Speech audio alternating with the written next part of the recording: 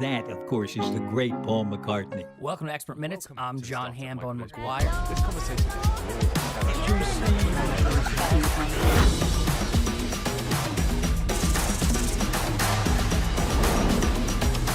Sweet, juicy. Where did that word come from? I don't know. Bet you never thought you'd hear that on the radio. Welcome to the Pod 20 on Podcast Radio. I'm Graham Mack, the host of the Pod 20, and this is the show that's the countdown of the top 20 podcasts in the world right now, where I get to talk to podcasters. And from the Reset Rebel, Jo Youle, how are you? I'm very good. How are you doing? Very good. Now, where are you? I mean, as you can see, I'm somewhere grey and dark, so I'm in England. You're somewhere bright and sunny. You look like you're in a sort of like a broom cupboard, actually. Yeah, it's my recording booth, which looks a little bit like that, like a broom cupboard. Yeah, maybe. Who knows? So now the Reset Rebel, it's all about Ibiza, where you live, but that's not where you are. Where are you? I'm actually looking out on the sort of canopy of the jungle right now. It's a very large, green, beautiful leaves swaying in the breeze, but I'm in Tulum in Mexico. And what are you doing there? Having a holiday, Graham. Oh, okay. You're allowed. Right? No, I thought there was maybe a reason why. Maybe you'd gone out to interview someone or something, something windswept and interesting. You're having a holiday. I'm having a holiday, and I must say there have been moments where I've been looking online to see if there's somebody I can, someone I can go and interview. And a few stories have cropped up since I've got here, and I have considered it because I've got all my stuff with me. But I've kind of had to have a little word with myself and force myself to relax. Obviously, there's a lot of exciting things happening here, but no, I'm not making any podcasts this week. Just this one, of course. That's different. Okay. Well, I hope there's a Britain to come back to when you do come back. Because our Russian friend Putin has said that he's how has he put it? I don't know. He's threatened to nuke the world, basically. He's put the nuclear the Russian nuclear defense. He's put it onto a high alert, and it turns out it's because of what Liz Truss said on Sky News on Sunday. So it's basically us that he's targeting. So I hope there's a Britain for you to come back to. Well, I won't be coming back to Britain because I don't live there, Graham. I live in Ibiza. Perfect. So of course you do. You live in Ibiza. Yeah, but you were a music journalist in London. Why did you move to Ibiza? I was working for BBC Six Music before I left England for the last sort of 7 years. And I absolutely loved it. It was like the dream job. And I got to meet some obviously very interesting people and a lot of cool bands and go to Glastonbury every year and, do all the festival fun times. But I think I just got to the point where I just realized I probably wasn't going to be able to go the distance like a lot of the people that have been in the same team, like Matt Everett, who was on The Breakfast Show, and Elizabeth Walker, Sinead Garvan. They're all absolute legends that can sustain, I think, that kind of lifestyle. And for me, being out and about 5-6 nights a week at the opening of an envelope was incredibly taxing. Really, I was in my early 20s when I started, and then I just kind of felt like it wasn't really sustainable. So I actually kind of gave it all up to become a yoga teacher and move to Ibiza and start my own retreats and running sort of events really in the wellness world. And why Ibiza? Because I've been going there for all those years whilst partying hard in my 20s and working for Six Music to make documentaries about the opening of Ibiza Rocks, to hang out with like the Kaiser Chiefs and Maximo Park and all of the kind of first people that played that kind of concept. And, just through spending time there, I just fell in love with it. I mean, of course, everybody knows it to be the island where it's all about music and clubbing and partying and people, going to the West End and getting drunk on, €1 cocktails. But that wasn't my experience, actually. That's not something that I ever really went there to do. Of course, I went to a few clubs and bars and had a lot of fun. But, there's just such beauty that exists in Ibiza, the nature, the people. There's such a beautiful community vibe there that exists because it's such a small island. It's like, it's nothing like living in London where you just feel very anonymous. You don't see the same people. You never run into anyone you know by accident. It's just got a really beautiful feeling of connection that I don't think anybody really understands, that does go there to party and get into the hedonistic side of the island, which of course is what everybody knows it for. But, Ibiza has a lot more to offer than that. And, my experience, as I said, when I actually moved there, which is when I discovered the north of the island and understood that there was just so much more to it, the hikes and the incredible beaches, obviously, that we've all seen. But, just being out in that environment on a permanent basis was a hell of a lot healthier than being a music journalist in London. I can assure you, I felt a lot better very quickly. So it seems strange that you would choose somewhere like Mexico for a holiday. I would have thought if you're living that kind of lifestyle, you'd want maybe a city or so, European city perhaps. I mean, of course, there's a certain sensation that, you get, I think, midwinter in Ibiza. I mean, when I say winter, not the kind of winter that you're clearly having in your broom cupboard, but the kind of winter where you just crave a little bit of culture or art or a museum. I mean, the last time I went to London, I went to the V&A, I went to the Natural History Museum, I went to the Science Museum, and everyone's like, what the hell are you doing? It's like, didn't you do all that when you were 12? And I was like, well, yes, I did, but that was about 30 something years ago. And now I feel like I do really want to go and check out that exhibition on climate change, or, go to the Tate and see some beautiful artwork. And of course, you can't get that in Ibiza. I just really needed to actually just lay back with a couple of mojitos and put my little feet up and eat some tacos, actually, and do some wonderful yoga. There's some amazing kind of retreat, experiences to be had here, as well as amazing nature. I'm in the jungle. There's a lot of greenery. And I felt like I needed a little reset. So that's why I chose to come here. Well, the podcast is called Reset Rebel. And and happy birthday to Reset Rebel as well. 4 years. But you've been in Ibiza longer than that. How long before you started the podcast? About 5 years before I started it, actually, which was something that I always thought about doing since the moment I arrived there. I mean, I've always worked in radio. I've set up radio stations. I created, Brighton Festival Radio, and I hung off, various roofs in London, creating like an RSL project for a couple of bars and a hotel in London. Radio has always been my life. It's always been my passion, and I've always wanted to kind of inspire others through radio. And that's kind of where the idea for the Reset Rebel came from, of sharing the stories of people who came to the island to, maybe like me, who found it through kind of partying there and then fell in love with it in a way where they actually wanted to reside there on a permanent basis and do something different with their lives and probably help other people and, resetting the path of those that were in their immediate vicinity. And that's kind of my story, and that's how it all began. But it's also, that's the community of people that I'm surrounded by on the island. And the theme tune that plays at the beginning of the podcast, where does that come from?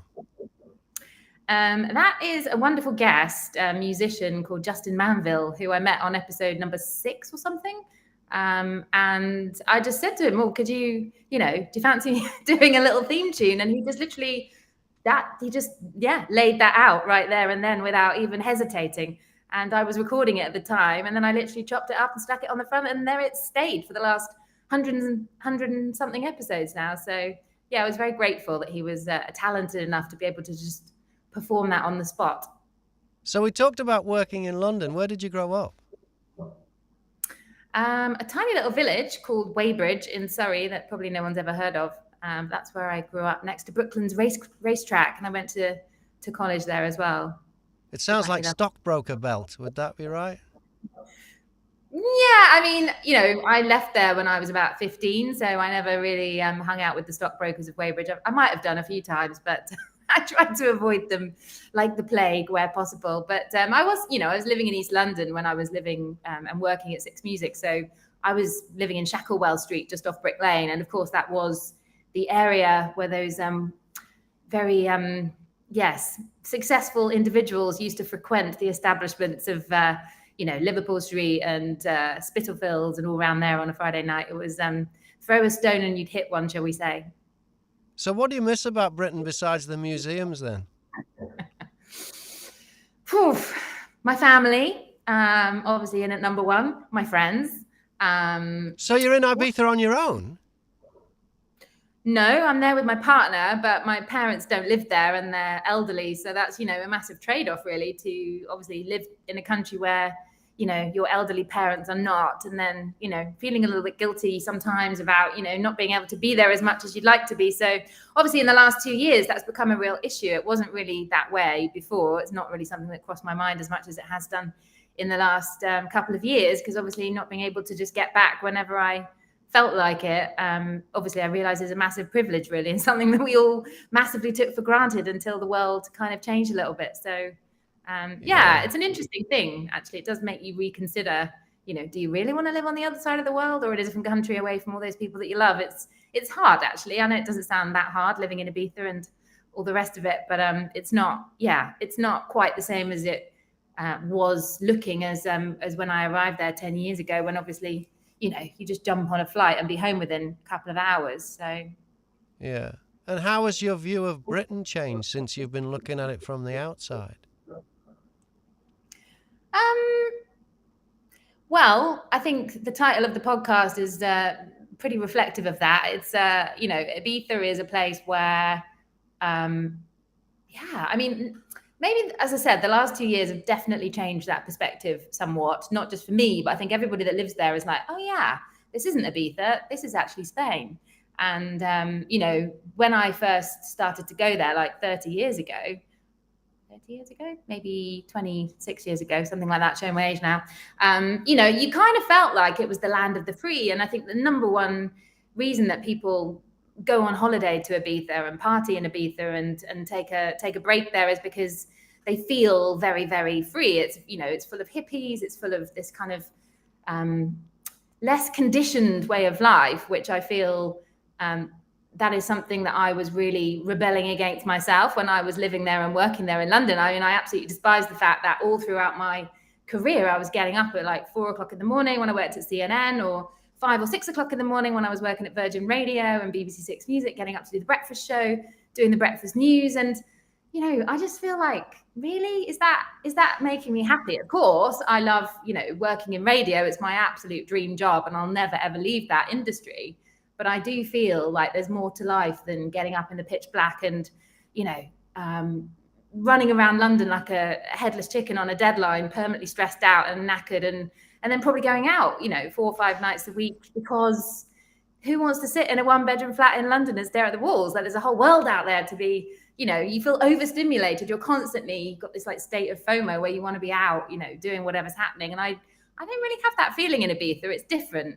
It's a different feeling. And, for me, happy life in Ibiza revolves around being barefoot on the beach with actually quite, very little is needed to be having a good time there. And I don't feel like, London, particularly for me, was a very materialistic and very commercial world. And that's not the life I'm living in Ibiza, where you just don't need very much. So how did you get into London broadcasting then? I did a degree in journalism, studied and did a little bit of time over at CNN during my 3-year degree. I took a bit of time over there to write my dissertation, actually, on travel journalists around the world.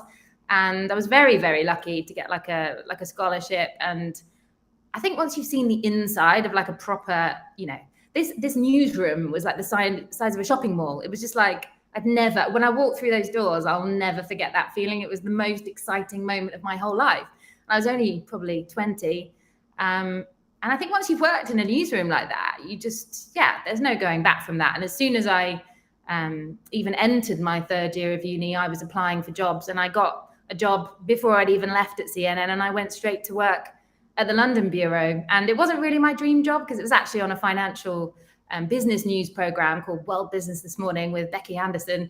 And that's when I had to get up at 4 o'clock in the morning. My taxi would come at 10 to 5. And I, used to be in a permanent state of anxiety and stress of missing that alarm. And, I only stayed there for about 2 years doing that job, but it gave me a great, footstep and platform to take the next step and to go and work for the BBC. And I kind of stayed there really for like the next sort of 10 or more years. And I was just really, really lucky, but I was probably the most ambitious, driven person. I was absolutely hell-bent on becoming a foreign correspondent. And that was my dream, really, since I was about 6 or 7 when I saw Kate Adie on the TV, who I think has got an amazing podcast now also called From the Foreign Correspondent. And I think, she's an inspiration, and she's, anyone that's got the balls to put themselves on the front line like that and take one for the team potentially further down the line to share that story, I think is pretty impressive, really, because it's not something I realised that I actually wanted to do when push came to shove.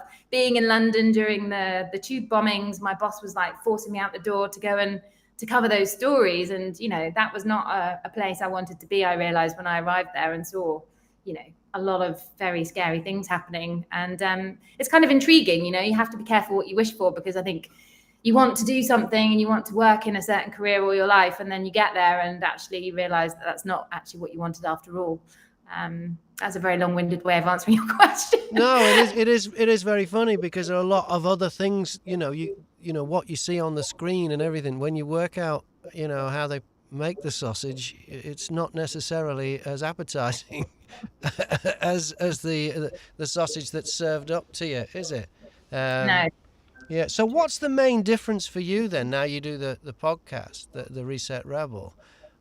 What's the main difference between podcasting and the broadcasting that you grew up with or grew up on? I think we come back to the title of the podcast again. It's the rebellion, and it's the feeling of freedom, and it's the absolute piracy, I think, of being able to do and say. It's like punk broadcasting, isn't it? Yeah, it is. And, I remember when I worked at Virgin Radio, I used to have to make one news bulletin of 2 or so minutes for the FM and one for the national, and they both had to be exactly the same length. And if I was even a second out on either one, I would crash the whole network, which you can be assured that happened more than once, and I was not popular. I used to have the fear of God put into me. And the reason for that was that Ofcom used to force us to have a certain amount of local content in the news bulletin for FM. And it was like, what a ridiculous concept that you get a license awarded as a radio station based upon a certain amount of that speech programming being about local content. And I understand the reasons why, but I don't understand the reasons why. I do not understand Ofcom. I think it's a ridiculous, ludicrous organisation. Absolutely ludicrous. Complete.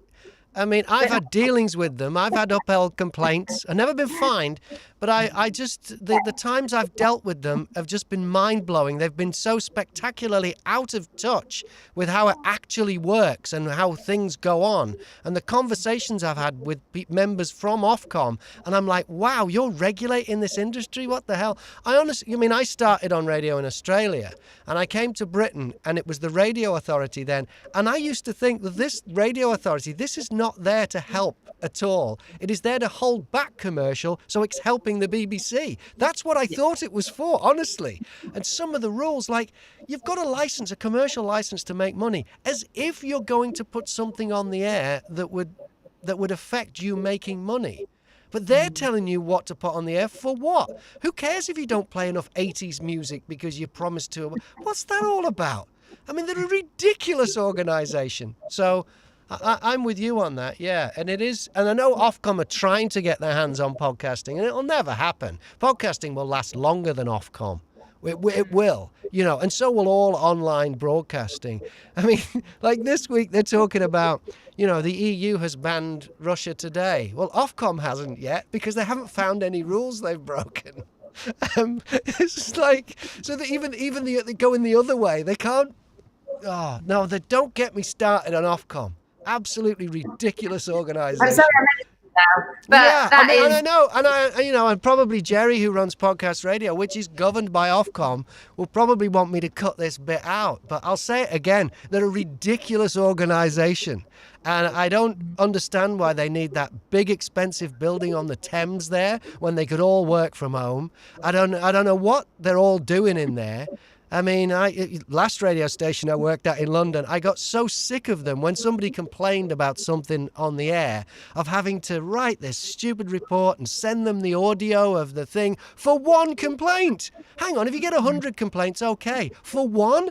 Oh, go away. That person's crazy. I've never complained about anything I've heard broadcast. I don't know anyone that's ever complained about something that's been broadcast. So I have to come to the conclusion that the only people that complain about something that's been broadcast have no friends. And why are we taking any notice of those people, especially if there's only one of them?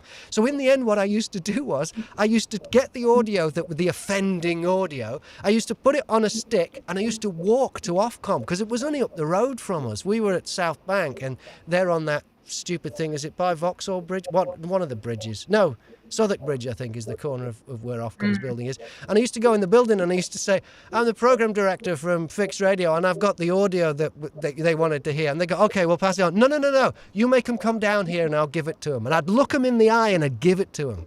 And not once after that did any of them go any further. Any of the complaints, because I don't know, it's because they thought we don't want him round here again. I don't know, but I just got so fed up with having to go through this nonsense. I mean, it is nonsense. I mean, it's bad enough as a presenter, but I think as a news, as a journalist and a newsreader, to have. I mean, I even worked, before some of the BBC stuff at some very local schmokel stations. And again, it was, trying to scrabble around to find enough local news stories. And you'd end up including things about the local fate or, some really ridiculous rubbish that really no one wants to hear. But it just had to have that, element of local. That quota. I found that really irritating. That's the biggest thing that I used to experience that I found very frustrating. So, when I first got my hands, as I said, on this idea of creating a restricted service license project, which is 24/7 for up to a month, and you can basically stick up an aerial anywhere in England if you can get one of these licenses, and it's only supposed to go 2 kilometers radius around the aerial. And both times I created one of those, it was obviously going a lot further because I just couldn't find another point. And I think the one that we had on Marble Arch at the Cumberland Hotel, it was to promote their new bar called the Carbon Bar. So it was called Carbon Radio. And it was going like 20 kilometers in one direction of London. So you can just imagine in that dense population, like how many people were listening to that. And we were getting up to all sorts of mischief. Like imagine broadcasting from a bar for about 12 hours a day. And there was quite a lot of drinking that happened on the job, I'm not going to lie. We were supposed to be testing all these things. But, by about halfway through the day, we were all a little bit tiddly and there was nothing sensible coming out of our mouths anymore. So, imagine doing that on a real radio station. And that's when I started to get a taste for, well, actually, why do I have to obey all the rules? And why do I have to talk about certain things? And why can't I say certain words? And I just feel, the world's regulated enough without trying to put a stamp on what you can and can't broadcast. I mean, I totally understand from the perspective of the BBC, for example. They've obviously got rules and regulations and guidelines. Because they're state funded. Yeah. But why does the rest of commercial radio have to toe the line within that remit of what's okay and what's not? And that's, I think that's really when I fell in love with podcasting. And I started a podcast with BBC Six Music called the Daily Music News Download from the BBC, and that was invented right at the same time, shortly after podcasting actually even became a thing. And we launched it predominantly through Twitter, and Twitter had only really just come on the scene in the last few years, and it just exploded. We had hundreds of thousands of listeners very quickly just from sticking it on Twitter, which is just quite unbelievable. You wouldn't obviously be able to do that now because obviously, I think that the scene is oversaturated and so is social media. But I think back then it was an incredibly powerful platform to support, the growth of that project. And it was really exciting. It was really, really exciting back in 2005. Yeah, I love podcasts. And one of the things I like about podcasting, and yours is just like this, is when you've got a guest or there's something going on, you can go as long or as short as you want. And the problem with radio, Ofcom problems aside, because you have news at the top of the hour and you have commercials at 20, 25, all these places in the clock.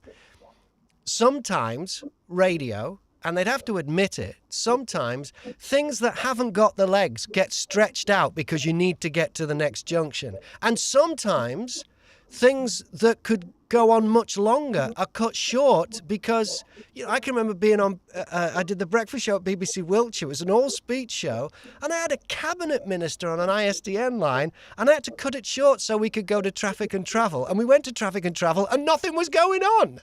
But because that's the format of the clock, you know, and podcasting and Reset Rebel is like this. If you want to explore something or go a bit longer on something, you just do it. And if something's run out of legs, you move on. Was radio even, outside the Ofcom nonsense, just regular radio doesn't have that luxury. And it makes for a more natural conversation, particularly in an interview. And I like that about it. So, and yours is just like that, which is great. You must find some freedom in that because you're the one actually doing it. I mean, completely. And, that is the joy of it. You can cut something short or extend it. But I think, just as I said, to be able to obviously not only that, but also choose who you're going to speak to and what you're going to talk to them about and be able to steer that conversation and also edit it to reflect, the points of focus that you really wish to highlight are, nothing short of, amazing to have that editorial kind of, direction and ability to kind of dive a little bit deeper, I think, into subject areas that maybe people aren't talking about. I've actually just started working with a team in London, a production company, and they are creating the first ever podcast. I hope they don't mind me talking about this because it hasn't launched yet. But it's about sickle cell, and no one is talking about that. And it is a very minority kind of area of conversation. And I feel like, this is why podcasting is important, and that's why it's so powerful, is to shine a light and give people the platform to have the kind of conversations that, other people aren't having. And I think that's, and also share that information and findings and, research and knowledge. And, I don't even think anybody reads books anymore. They're all listening to podcasts. The world is so lazy. They'd much rather listen to a book rather than actually read it and study anything. I'm like, if I want the answer to something, I'll always look into, the search bar of the podcasting app rather than actually going on Google. And I'm like, this is a much more interesting and fun way to engage with the subject I want to know more about than sitting for hours on Google reading some crappy old website. So actually, I think it's a very informative medium as well. And, you're always going to get a great story about something to dine out on as well, which always helps liven things up. And how did the pandemic affect the podcast? I didn't actually really make it that much. There was a big gap between, when was it? April 2020 and July. I got stuck in India. And I tried to pretend to myself that I was all good, and I had some episodes, and I did manage to pump it out for about a month.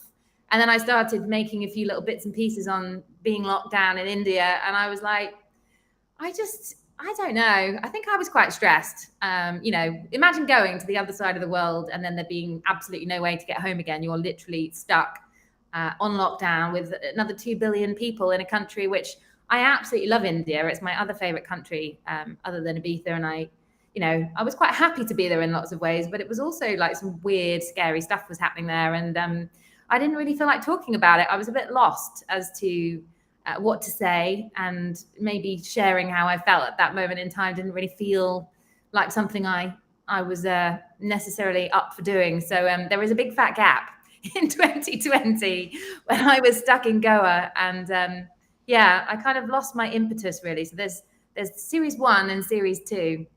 How long were you stuck there then? I was stuck there for about 2 months. How'd you get out? I got a rescue flight from the government flown over to pick up everybody that was there.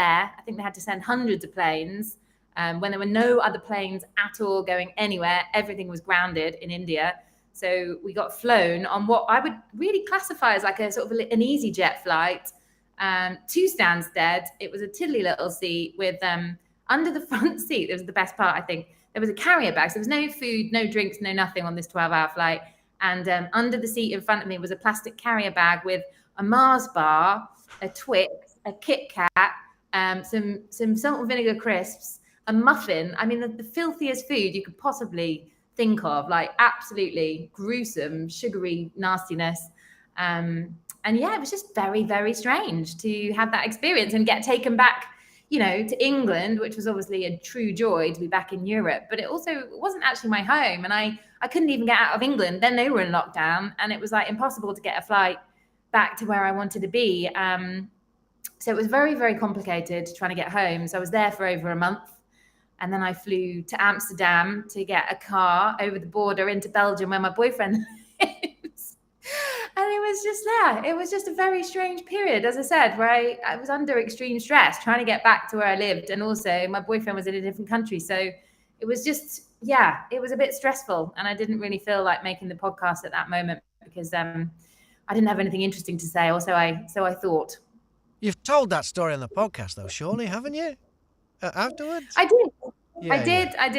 I did my only ever episode of just me talking, and I did actually just explain like everything that had just happened because I was like, this is just weird. It's the weirdest thing that's ever happened to me. And I mean, I'm sure in theory that moment will never be repeated. But even coming here to Mexico, I was a bit like, is this a good idea? Getting on another plane and flying that far away from home again, not that long after everything that's just happened. I must say there was a real sense of anxiety getting on the plane and thinking, what if I can't get back again? But I do come home on Friday, so fingers crossed I get back to back to Ibiza at the weekend. So we will see. But there's never a dull moment in my lockdown time. I think it's the only person that was flying here, there, and everywhere. Everybody else was sort of sitting at home, taking up a bit of knitting. And I was on an international whistle stop tour trying to get back to Ibiza. So it was a very, very strange period, and that wasn't very grand. We had an issue nowhere near as bad as yours, but we were in New Zealand. My wife's from New Zealand, and we were visiting her parents. And we left, I think it was like a week before we didn't see lockdown coming. I mean, it just happened so quick. And on the way back, and I'd already just been fired, and I had meetings set up I was going to a radio convention in Los Angeles on the way back, and I was going to meet some radio friends in Australia because I've still got my Australian passport. It's still up to date and whatever. So then the first thing that happened was America said that you can't come through America. And we thought, well, we're flying back through America. This convention had been cancelled. And we thought, well, how are we going to get home? Because the flight we've booked is through Los Angeles. And, when you go through America, you have to clear customs even if you're only in transit. You're not a transit passenger. So there was no way they were going to let us into America. And then our trip to Australia, then Australia said they're not letting anybody in. So now we were stuck in New Zealand. We eventually got a flight out after we'd been there about a week, or maybe less than a week. Anyway, we got a flight out through Singapore. And I was on the plane because we had Wi-Fi on the plane, and I was Googling, and it said Singapore is stopping people, it's shutting down all flights. And I'm thinking, where are we going to land? Because it's like 14 hours from Auckland to Singapore. And as it turned out, we got in, I think it was like 6 hours before the band came in. And then we came back to Britain, and it was like a zombie apocalypse. We got on the bus at Heathrow to bring us to Hitchin here, about 35 miles north, and we were the only people on the National Express bus. It was like really weird, but it was just... And it seems like we've lived through one kind of zombie apocalypse sci-fi movie, and now we're in another one with Ukraine and all the rest of it. It was like, at least give us some breathing space in between. Yeah. So when you got back then, how long before you got into making the podcast again then? Before you got back up to speed?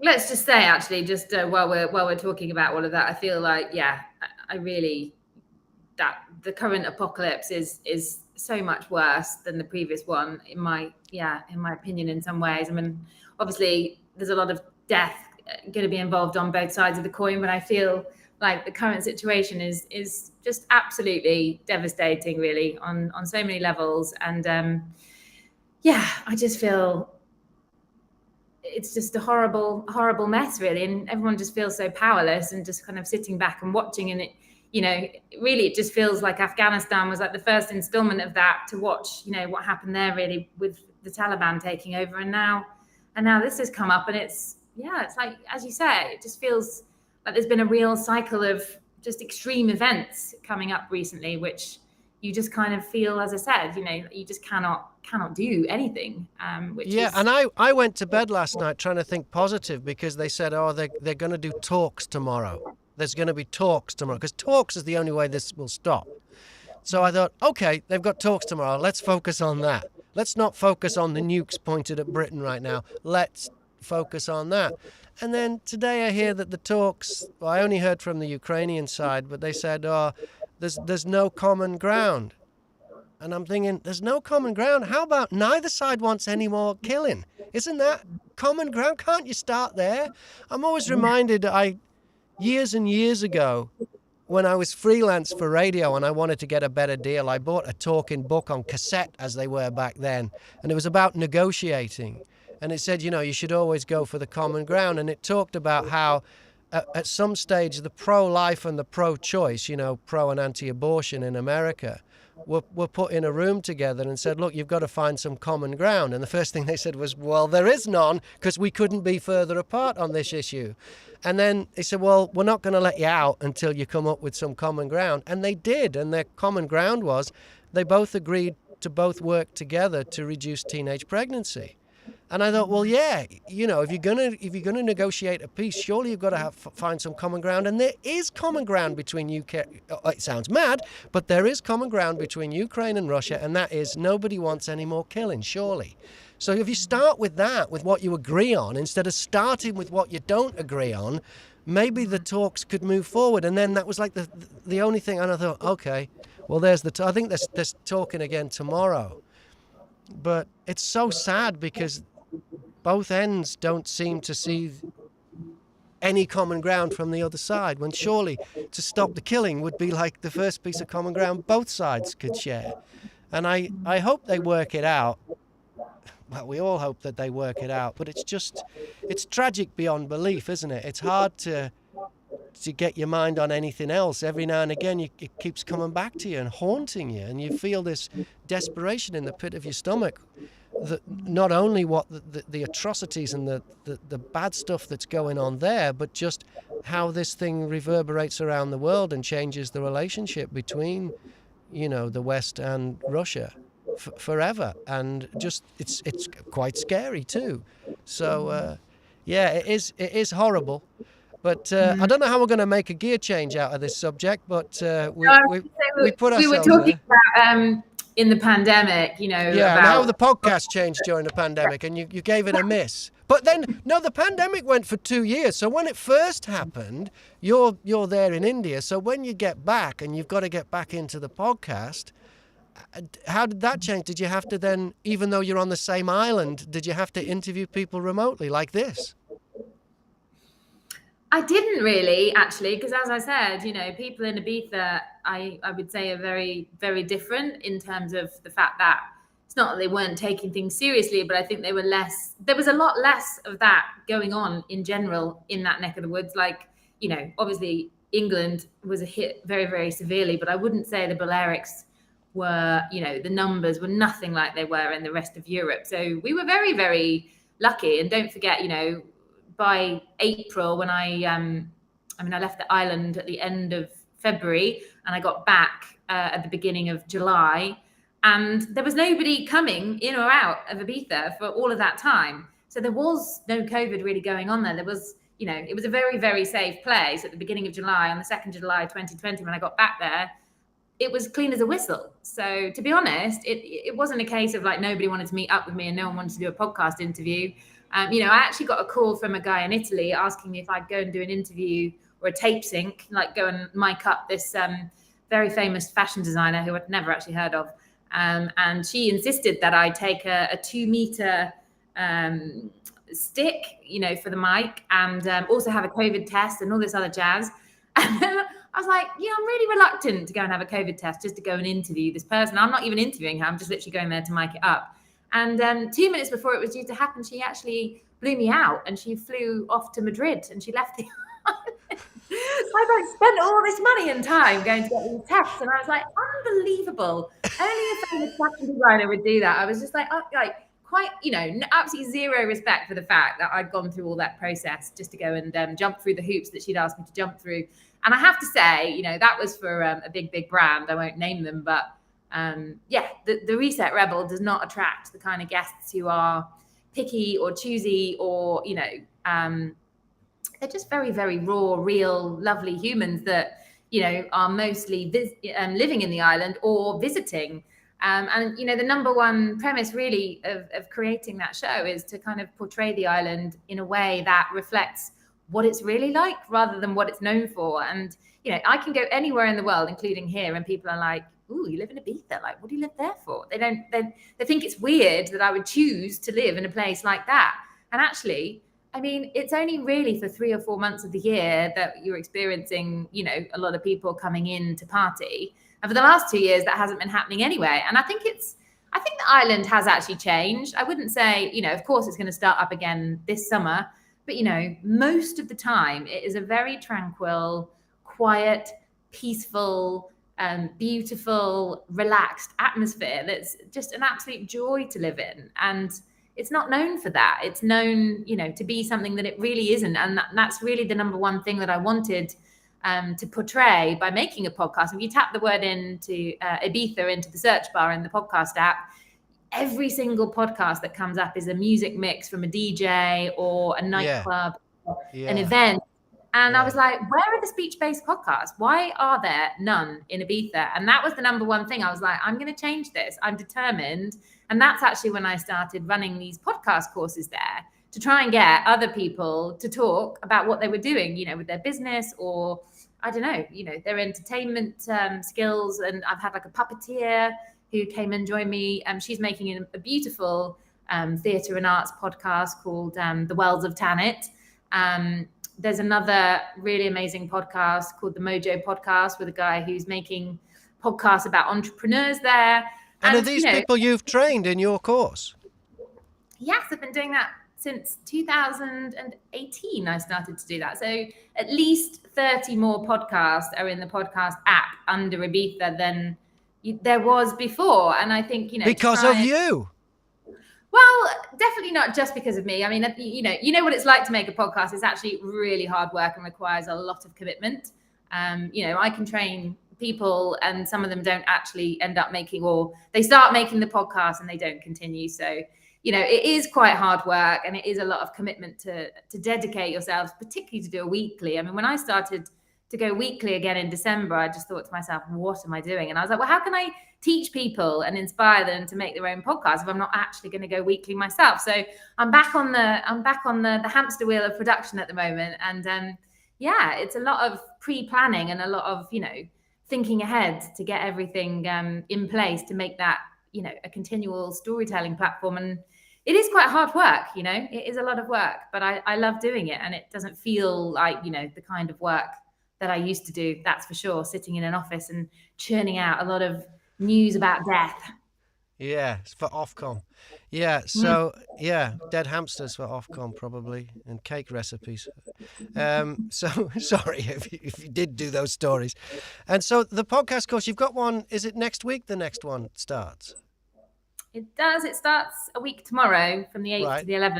So it's 4 half days, mornings from 10 till 2, and at a beautiful co-working space where I work called The Hub in Ibiza. And they've just got a great new podcast studio there as well. So we're going to be using that to make people's trailers. And that's what, they have all of that finished by the end of the course. And I basically force them to hit the publish button on that trailer by the end of day 4 and, set that intention and bookmark down to continue producing that series. And I think unless you actually get somebody to commit by the end of the course, we can all take a course about, I don't know, if I was going to do a tapestry course or something, and if I hadn't actually bought all the kit and, started actually making something, I don't think anybody leaves with that real impetus to continue. I think everybody has these wonderfully good intentions, but actually really, committing to make something and putting your kind of flag in the sand, so to speak, is quite a powerful way to finish. So, yeah, I'm really enjoying sharing, 25 years of radio making skills with people. Because I think actually the thing about the Reset Rebel is it's not, 2 people sitting in a studio. I mean, probably more than 3/4 of the episodes are out and about on the island in beaches or bars or cafes or, weird and wonderful places that I ask the guest to choose a place that means something to them. And then we go there and record the episode, because I think, of course, it sounds wonderful and very clean and delicious in terms of broadcasting quality to have something that's in a studio. But I think, what are the people that listen to that podcast are probably going to be people that love Ibiza and maybe haven't been able to get there for quite some time. And therefore they want to, they want to get a taste, and they want to imagine like where you're sitting and what you're looking at and, where you are, rather than just sitting in a dark box like you are. Exactly. Yeah. And who's been your favorite guest then? God, there's been so many. There really has. I mean, 106 episodes. But I mean, I really loved meeting one of my DJ heroes, a man called John Satrincha. He works, or has done for the last almost 30 years, at one of my favorite beach club in Salinas called Satrincha. And his story of arriving to the island on a little bus, and then basically having all of his records stolen, absolutely everything, and really having nowhere to live and running out of money and being pretty much destitute, and then suddenly getting offered that gig, which 30 years later, he's still playing sort of, 8, 9, 10, 11, 12-hour sets at the ripe old age of 50-something.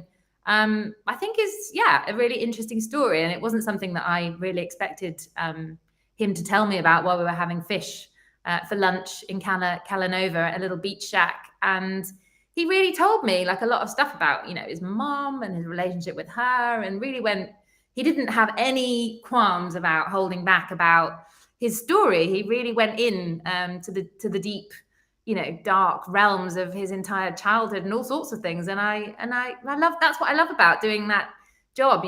Some people just really don't have any desire to hold back and be all guarded about stuff that's happened to them in their life. They're very happy to share that story of, rags to riches in his case. I mean, I don't think he's, completely rich these days. I think he's living in Bangkok. I think he, in the pandemic, got stuck in Thailand and decided to actually stay there. And I don't blame him in many ways because of, the scenario, I think, of working in the summer, not working in the winter. Then what do you do with all that time that you've got on your hands in winter? You just spend all the money you've made in the summer. And it's a kind of a weird cycle that exists in Ibiza of being either on or off, and then trying to make enough money in the summer to get you through the winter. I mean, it's a crazy escapade, actually, this idea of seasonal work. So I think that's an interesting story to look at, because if it wasn't for all the people having a summer house there and not living there all year round, then that economy and idea just wouldn't exist. Because I was actually chatting to a lady that I just met here the other day, and she lives in, she's from Sweden, but she lives in Switzerland. And she said that her boyfriend in the pandemic moved in with her, but it meant that because he wasn't living in Sweden, he was forced by the government to sell his house, and he couldn't keep it because they don't allow people to own property there that they don't live in. And I thought, wouldn't that be fascinating if something like that happened in Ibiza? Because then, it wouldn't just be this millionaire's playground with all this empty property and nobody living on the island, which is the thing that really screws that place up, in my humble opinion, that there's all this empty, all these empty apartments and holiday homes, and there's nobody there. I can walk down the beach most of the time in the winter, and I might not see anybody else there at all. You don't get that most places, and I don't think that is what people imagine it to be like there. Because they've only been there at the height of the season. Yeah. And that's a magical thing. It's a very peaceful place to live, apart from those sort of 3 or 4 months in the summer when it does go a little bit crazy and the population swells to 10 or 20 or 30 times its size, which is insane. That's when everybody that lives there goes on holiday. So it's an interesting beast, and it fascinates me. And I have actually got another podcast called The Gang of Witches Ibiza podcast. It's not mine, it's the Gang of Witches. I work together with them, telling the stories of ecology and climate change, and we talk about things like this because I think it's really important to also talk about the issues that affect the island from the preservation perspective, and what that means when there is this massive influx in the summer, and the pressure on all the ecosystems and the boats and the Posidonia and all the wonderful things that exist in the sea that keep it healthy, that allow it to become a natural carbon sink to suck up all of the carbon emissions that are created by the gazillions of planes that arrive there in the summer. And that story, I think, the guys come to trim the giant branches. It sounded from here like a plane, and I thought, how cosmic is that? You're talking about planes polluting and we can hear a plane, but no, it's not quite. It's worse than that. It's a leaf blower or something. But yeah, I think there's a very yin and yang side to the island. It's either on or it's off. It's sleeping or it's awake. It's full or it's empty. There's just no. It's an island of extremists. And if you like to, go into the spirituality of it, people call it a Scorpio island. And I'm a Scorpio. My boyfriend's a Scorpio. I know loads of Scorpios that live there, and it does attract a certain kind of person who, is a little bit like that. There's a lot of roller coasterism that lives there because of this, So what's a Scorpio then? I don't know. I don't bother much with star signs. So describe a Scorpio? An extremist. Yeah, definitely. Right. Very jealous and excessive and passionate and wild and just enjoying pleasures in life, I would say, definitely. But yeah, I think they're a very unique star sign that if you put a lot of them together, some crazy things happen. And since you haven't had that influx for the last couple of years, how has that changed the island then, and particularly like the economy of the island? I mean, is it in trouble? I did a news piece for Deutsche Welle actually last summer about the Ibiza Food Bank, which is a place where people donate money, and then these amazing people rally around and get all this food together, and they take it and they deliver it to people in need. And they said they've never, these lines were going on for as far as the eye could see. People there, not just from the DJ and the nightlife scene and the entertainment industry and the hotels and bars. It was a lot of a lot of people from all areas that were affected by that, because there's just a lot of reliance on tourism there. It's a monoculture that is very, very reliant on the influx of that money that those people bring each summer. And, I think a seriously long, hard look needs to be taken at that. It's all very well to go back to the old model of tourism and the nightlife industry. And I have absolutely no problem with that. Even though I've set up the podcast looking at the other side of the island, it's just, for me, it's about creating balance. And balance is not something that exists in Ibiza, not just in the people, but, that economical system is got to change, because it's not sustainable. It's not a sustainable way of living for the people that are there or the people that are visiting. One disgusting example would be that the sewage system doesn't cope. And there's a couple of beaches where in the summer you just cannot go there.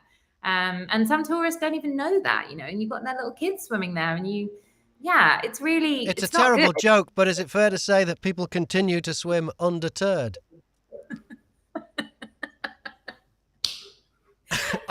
I told you it was a terrible joke. I quite liked it. I mean, you can smell it before you can see it. And, there's certain areas that I cycle around in the summer and I just think, oh my God, how is anyone going anywhere near that? It's not a system, a lot of work is being done on it at the moment. And I hope this is not putting anybody off, but it's just it's a classic example of a system that's based in, the archaic dark ages, and it's not been revamped to the fullest capacity of what it can actually cope with. So it does get overloaded. There are issues at stake also for the ecology that also suffers from that system. And you just think, well, you shouldn't have that many people flying in one summer. When I stood at the top of Dolt Villa to make this piece for Deutsche Welle, I stood and looked in one direction where the planes start to come in. And when you can start to see them and then they go out of sight, it's like 60 seconds before the next one comes and it starts to come again. And it's like, that was in July I made that piece, and I was absolutely horrified to see, if each of those planes got 250 or 300 people on them, that's a lot of people coming in every 60 seconds in July and August. The population goes from something like 150 to 200,000 to something like 2 or 3 million, which is really, really insane and ridiculous and not pleasant. And particularly in those steaming hot months, you can't go to the supermarket, you can't get a table in a restaurant, there's no space on the beach. It's really overcrowded and not very fun to be there, if I'm really honest. And that's when people are paying, obscene amounts of money to be there on holiday.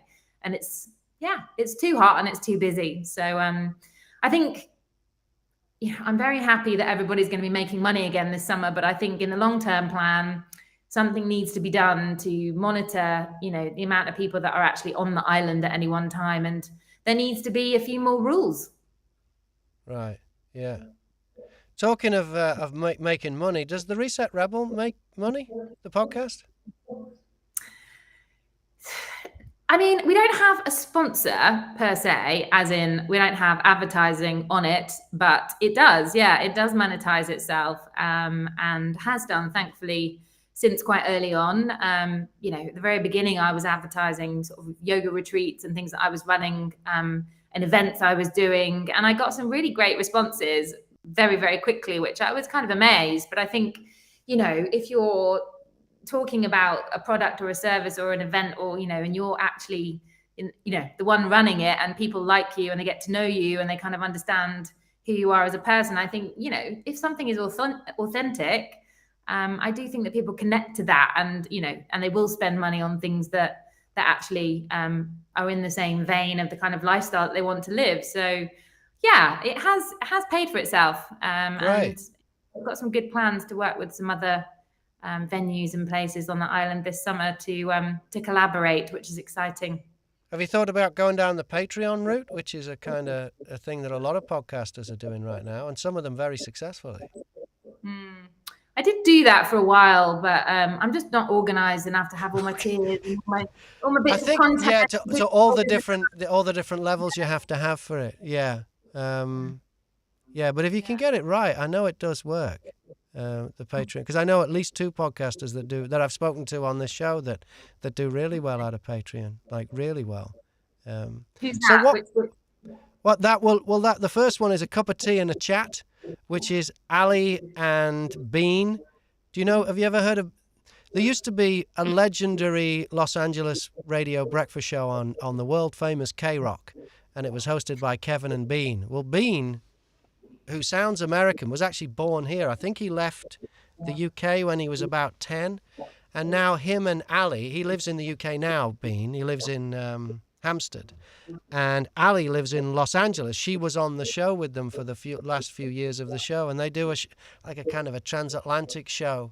And they do really well out of Patreon. They've got, I think the last time I looked, I think they had 30,000 subscribers. So that's like $30,005 every month, I mean, they do really well. And the other one, I can't remember the name of the podcast, but the lady's name was Suruti, and she lives up in Letchworth, it's about 3 miles from me. And her and her friend do a true crime podcast, and they got into Patreon, and they both packed in their jobs. So if you can get it right, you have to have a tribe of some kind. And with Bean, I think he's got the ex-listeners to their radio show, which isn't on the air anymore. In fact, I think the world-famous K-Rock may have even rebranded it somehow. Certainly, it hasn't got Kevin and Bean on breakfast. So there was already a tribe there in Los Angeles that missed the show, and they give them something, I don't know, there's a nostalgia thing there. I think the true crime is just a big format in podcasting. Since I've been doing the Pod 20, and I compiled a chart by looking at the global podcast chart, mixing it in with the British podcast chart, and of course we get recommendations through the podcastradio.co.uk. People can recommend podcasts, and I'll put them in the chart, especially if I can get someone on as a guest from the podcast. So when I'm compiling, I've been doing that for, I think this episode is going to be episode 97. So that's like 2 years. The number one podcast in the world, according to Chartable, so it's mostly American, is Crime Junkie. It hasn't moved, which is a pretty boring podcast. If you're doing a chart show and the number one doesn't ever change, that's one of the great things with the chart shows. You can say we've got a brand new number one this week. Well, we haven't had a brand new number one in the global, because I'd love to just make it the Pod 20 the global chart of podcasts, but you can't, because the number one hasn't changed since I've been doing it. But it's a true crime. It's Crime Junkie. It's a true crime podcast. There's something about true crime that works as a podcast, probably because of the success of Serial, which for a lot of people was a gateway drug into podcasting. It's funny you should say that, actually, because weirdly, I read this book, which I've read years and years and years and years ago, but I didn't know what to read when I got on holiday. And I was like, I'm going to read it again. It's called The Damage Done. And it's about a guy who decides to smuggle a load of drugs out of Thailand, basically, and goes into a Thai prison. And I've now downloaded I'm on my fourth book about drug smugglers who get banged up. And this is yeah, it's fascinating. It's like, what kind of person takes that much risk? And I once interviewed actually Howard Marks, the biggest smuggler in the whole world, in the history of man. And he just fascinated me. I just think, like, you know, someone who is willing to gamble their freedom essentially for money. And, you know, obviously he loves smoking weed, but I feel like, yeah, what a legend and what an interesting kind of person, the type of person that's willing to risk everything for, not just money, but, you know, a lifestyle. And I don't know, it is an interesting story. Every book is completely different. The one I'm reading at the moment is about, a couple that got banged up in Venezuela.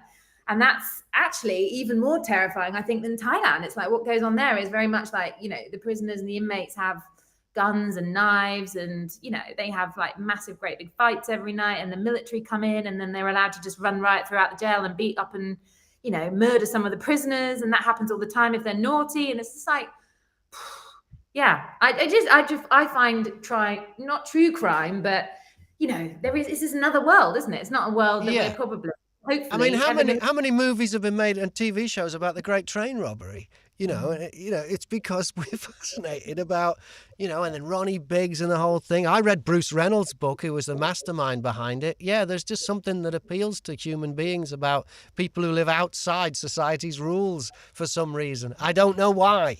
And the ones that failed, you know, none of the train robbers got away with it, really. Even Ronnie Biggs, he ended up stuck in Brazil, didn't he? Broke. So it's just something weird. There may be crims on Ibiza that you could interview for research. There definitely are. There's a whole new podcast series. There's your Patreon opportunity there. I don't know.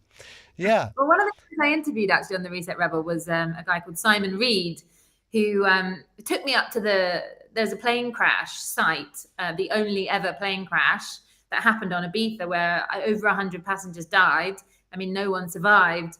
And he said to me, when he was telling me the story, because he's been living there since the mid-70s, that the only guy that he knows that actually didn't actually see it happen, but heard the bang and was one of the first people on the scene with, you know, obviously bits of the plane hanging out of trees and God only knows what else.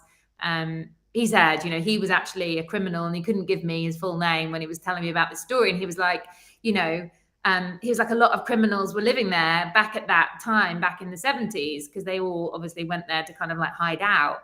And he was like, you know, was telling me all their different names. Like nobody would say their surname or their real name, but it'd be like, oh, Bobby the Nose, or Bobby, you know, Johnny the Knees, or I don't know, whoever, like if he'd obviously kneecap somebody or not. I hope not. But it does sound like there's a really big criminal fraternity that existed there in the 70s and the 80s, because I think, it was a great spot to run away from normal society where you can get into trouble. I think, you know, he was saying that back then the airport didn't even really have like much more than a guy on his walkie-talkie, and that's probably, you know, part of the problem of things not being quite the ticket in terms of the modern technology that we have now. But things have developed. But, you know, back then I think it was a lot more footloose and fancy free, more than it is now. I mean, I think it's fairly free compared to the rest of the world, but I think back in the, you know, the swinging 60s and 70s, it was the place to be. So I think it would be interesting to dig a bit deeper into the criminal underworld of Ibiza. I'd probably get my,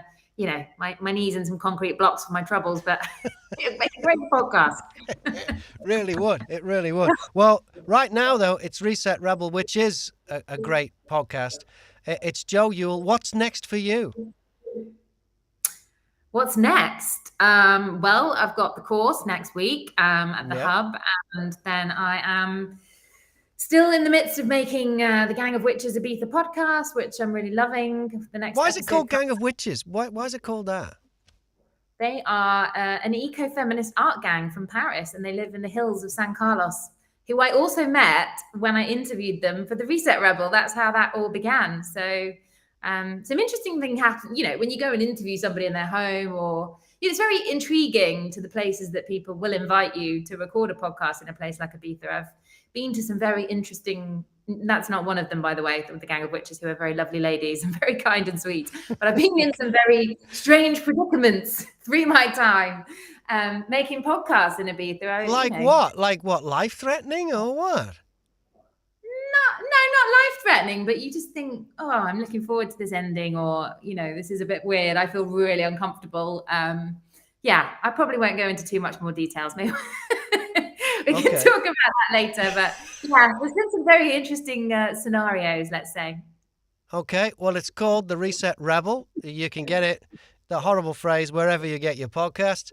But also, it's on podcast radio, and it's on the chart this week. So if you're watching this live on YouTube, Jo will be my guest, not next week, the week after. So not this Friday, next Friday. And you can find out where The Reset Rebel shows up on the chart, because I can tell you it has made the top 20 podcasts in the world, as compiled by me. But I use a system to make sure that, it is a popular and it is something that you want to listen to. So Jo Youle in Mexico, who lives in Ibiza, talk about international, it's got it all, hasn't it? Hey, thank you very much for talking to me, and continued success with The Reset Rebel. Thank you, Graham. Thank you for having me, and to Podcast Radio for featuring the podcast.